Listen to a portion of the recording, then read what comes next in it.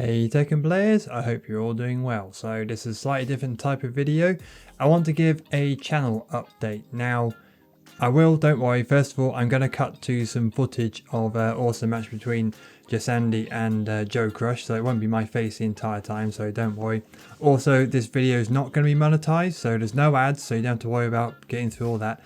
And I'll put timestamps in should you want to jump ahead to the bits that are relevant, because it is relevant, even if you do just skip to the end, because I really want to hear feedback from you in terms of what to do with this channel, but I'll get to that as we go. So firstly, just to give some context of why I'm doing this.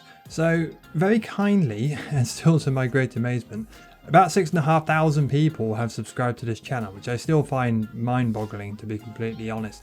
Now, although obviously by subscribing it's completely free, there's no monetary involvement at all, but the fact is that you have invested at least some time and effort into saying, dedicated to wanting to see more from me and more of my content.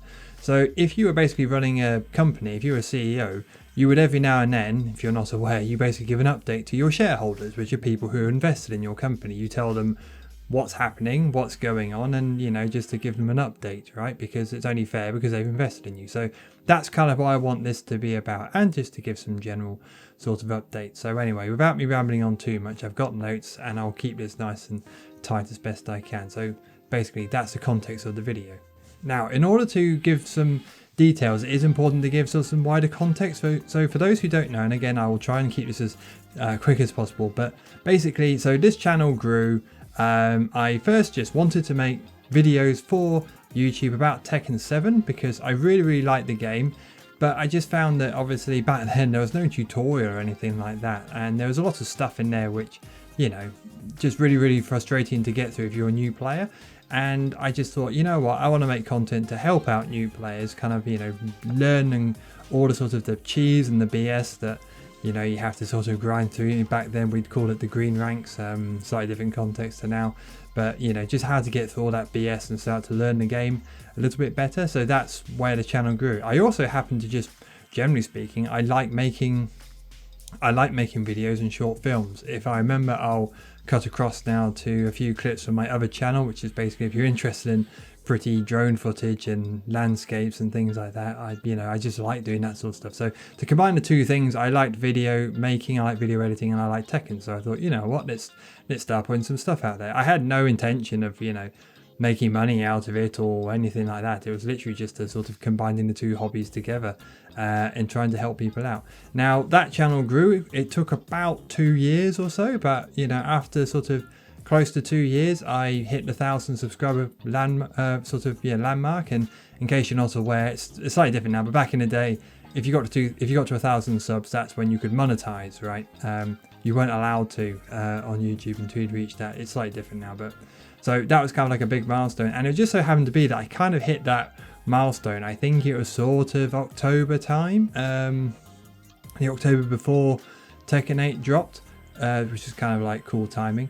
So that's kind of where we were. Then Tekken 8 dropped January that following year, and I don't know how it happened or why it happened. I think I just got lucky in that I put out one of the first King combo guides with the sort of proper looking annotations rather than just sort of demos and random stuff that people understood. And for whatever reason, the YouTube algorithm on that video just absolutely blew up, and it's still today like one of my highest, it is technically my highest monetized video. It was like, I haven't checked for a while, but it hit well over 100,000 views a fair bit ago. So, and with that video, my channel just completely blew up. For quite a while, I was literally getting hundreds of subs a day, which again for me was just completely unheard of. So long story short, I went from 1,000 subs to in just a few months time, I was like pushing like 5,000, and it was absolutely crazy time. Now a lot of other Tekken content creators who were around in Tekken 7 who then moved to Tekken 8, they saw similar growth. So if you look at the main man's sub count before Tekken 8, it's nowhere near, it was tiny compared to what it's now. Same with the likes of K-Wiz, FeedEx, all these guys really rode that Tekken 8 wave because it had a lot of new players from Street Fighter and Mortal Kombat, and it was absolutely fantastic. Now back then I kind of had the feeling, because I said I was riding that wave so high, I thought, oh, you know what, maybe I could sort of turn this into a real sort of proper side hustle, you know, and actually sort of probably never replace my day job, but at least get to the point where, you know, I could sort of make a decent amount out of it. Now, there are lots of, you know, YouTube creators out there who they want that to be their primary income, which is absolutely cool. I was never in that position, but I did think to myself, well, if I can get, like, once you get past the just getting ad revenue, once you start to get sponsorships for videos, like you've seen all this, you know, the kind of thing, you get like sort of Game Pass sponsors, or you might get, I don't know, HelloFresh or NordVPN, all these companies that basically, you know, that's where you really make the money out of YouTube. Ad revenue is not that high, but once you get people paying you to make videos, then it's a whole different thing. Anyway, long story short, I sort of thought, oh, maybe I could get to that, because once I started making, you know, kind of like King guides, and I got back into making the sort of anti-spam guides, but for Tekken 8, and again, whole new player base, I was really soaring, right? And it was fantastic, and I thought, well, maybe I can take this much further. Now, that was then, and then later on during the year, two sort of fairly big events happened that kind of basically put an end to that exponential growth as it was going at the time.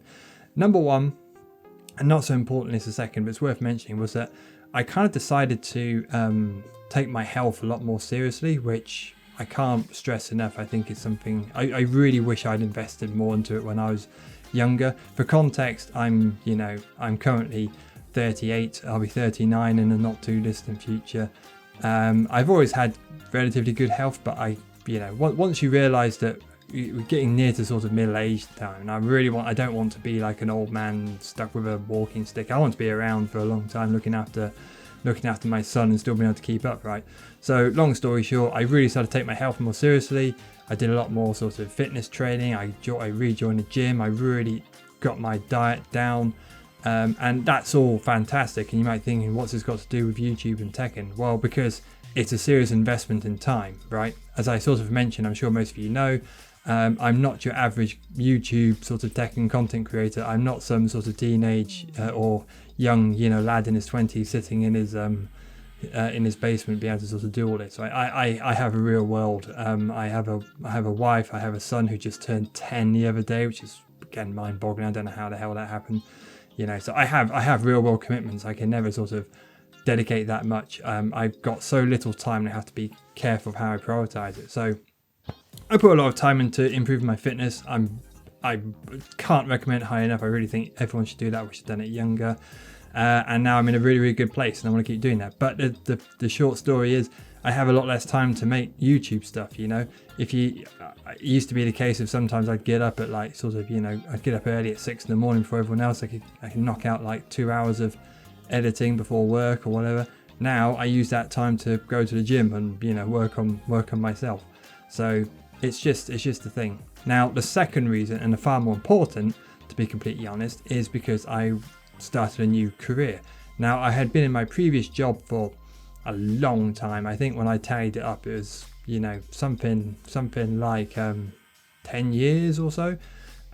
So it was a great job. I loved it, and you know what it's like when you've been on a job for a really long time. You get so efficient at being able to manage everything, like including your time. I could really sort of really work out sort of how to play Tekken, how to then make YouTube, how to record the YouTube content and then edit it, and I could work all that sort of seamlessly, right? Because I got so sort of efficient at my job. However, new job offer comes along sort of back in I actually applied for it back in sort of July time last year, and I had to go for it because, to be completely honest, it was like an opportunity I couldn't turn down, because in effect, once you take the whole package into consideration, it's basically double the money I used to make. Now, I'm not saying that to brag. Sorry. The reason why I say that is because when you start to, when you go into a new job and you're earning a lot more money, then with that comes a lot of, additional responsibilities, right? So now, even when I'm not working, and I say it is more intense work, but I'm not complaining, I'm rewarded greatly for it.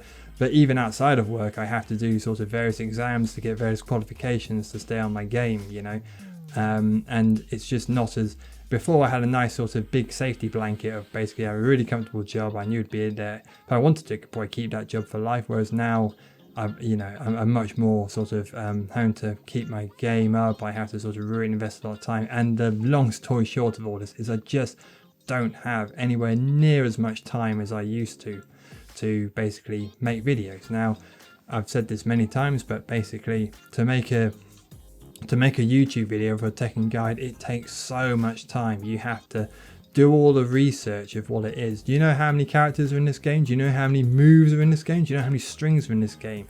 Thousands. It's the long and short of it, right? And you have to funnel through all that to sort of work out what it is you want to do. You know, if you make like a sort of don't get knowledge check guide, you know, and all this sort of stuff, then after you've done all the research, you have to film it all and you have to make constant clips, and you know, then you have to sort of edit it all together. It takes, you know, so long, and I just don't have that sort of time capacity anymore, to be completely honest with you.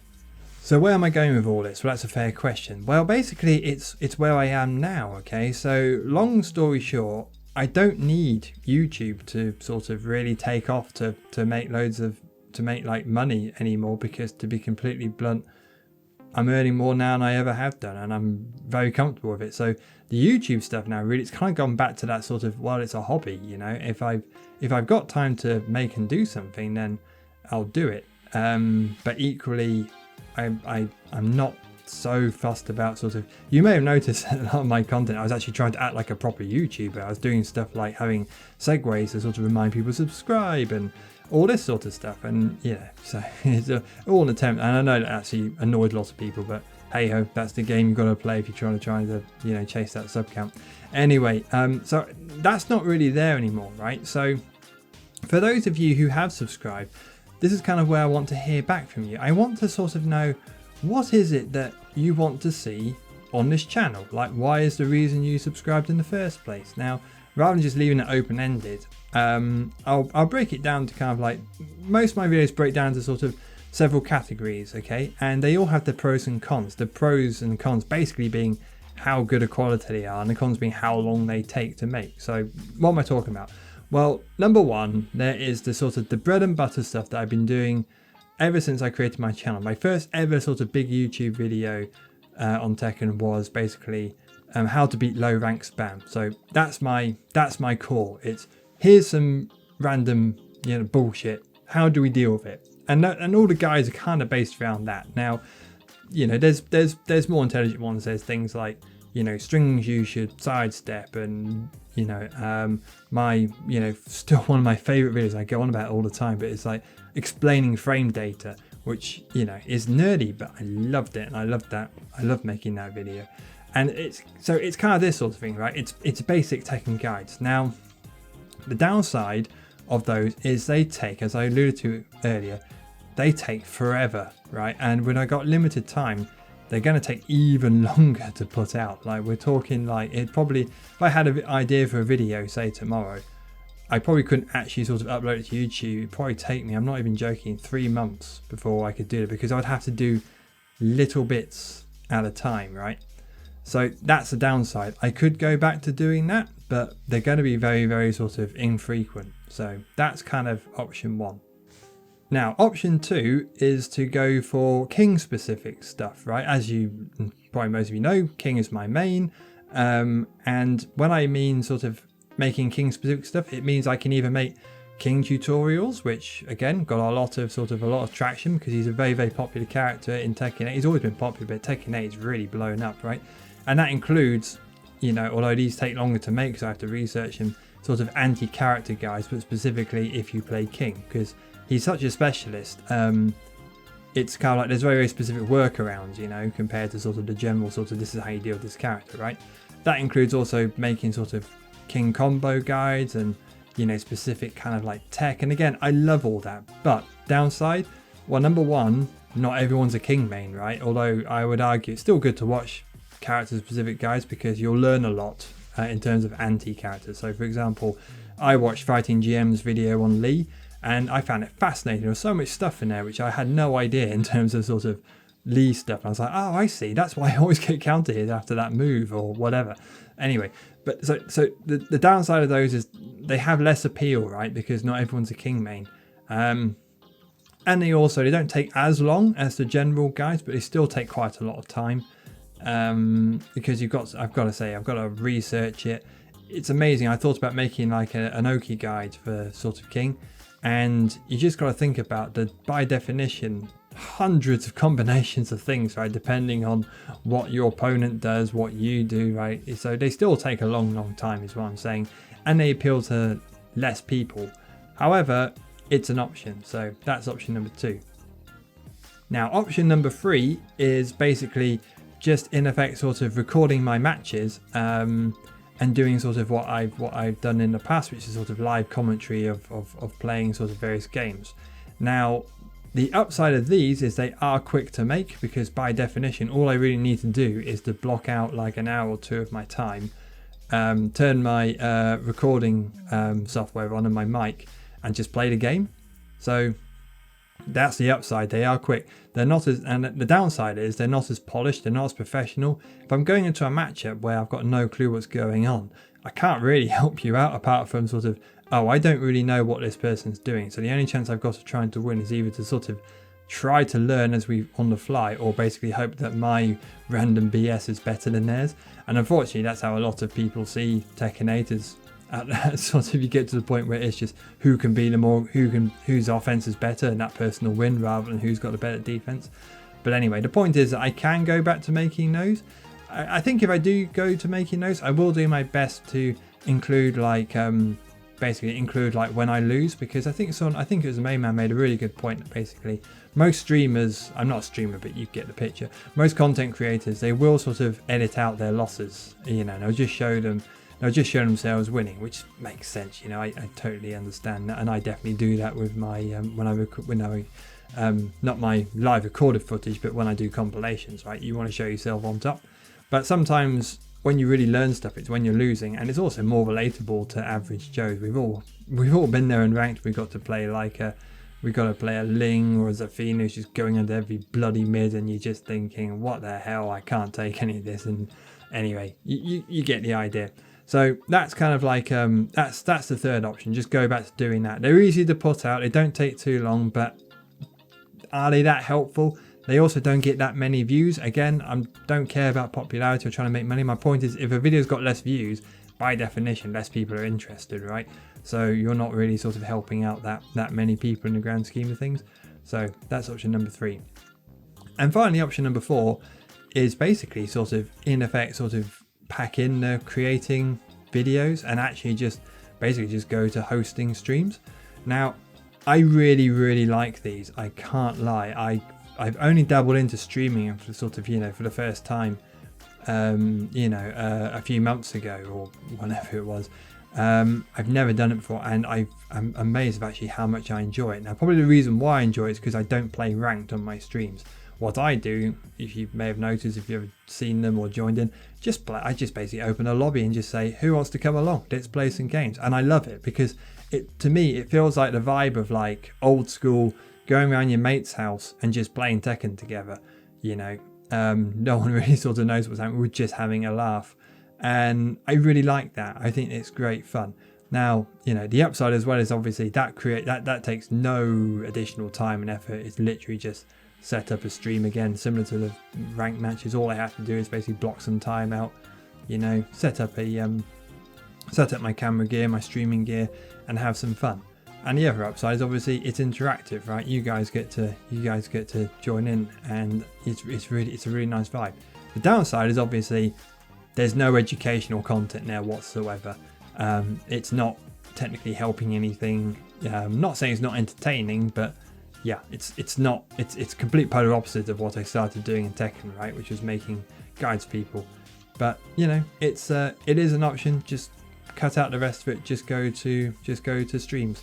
So in effect, this is where I want to hand it open to you. So thank you if you've skipped the timestamp and you've ended at this point.